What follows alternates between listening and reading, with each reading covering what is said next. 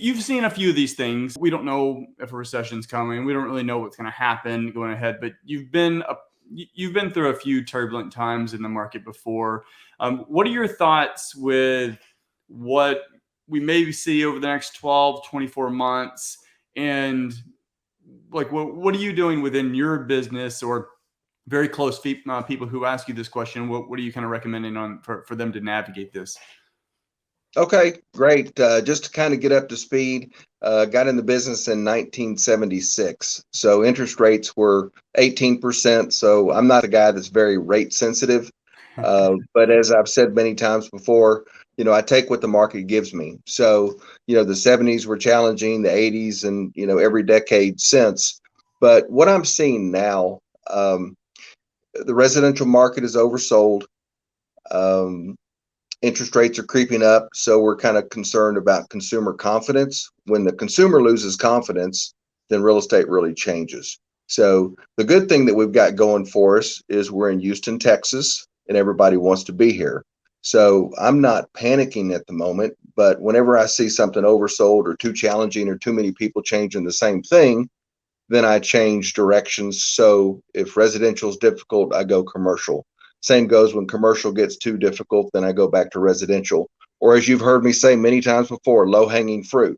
The phone rings, the email comes across the desk. What's the deal? If it's a good deal, regardless, commercial, country property, residential, land, whatever, you do the deal. So, but I am concerned with the inflation. I'm concerned with the consumer confidence. Uh, but not concerned enough to quit buying real estate. I mean, it might be a little bit of a slowdown. I mean, people are concerned. We came out of COVID. We've got the war right now. We've got so many things going on, and people think that they need to pull in a little bit. I understand.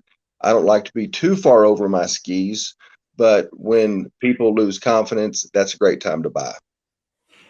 It definitely is, and you have a couple of different ways of looking at it. So you're an investor, but you also, I mean, at least I don't know if you do currently, but you've worked with buyers and sellers out there as well. So from Sure. an investor, you're able to be very nimble going from residential to commercial.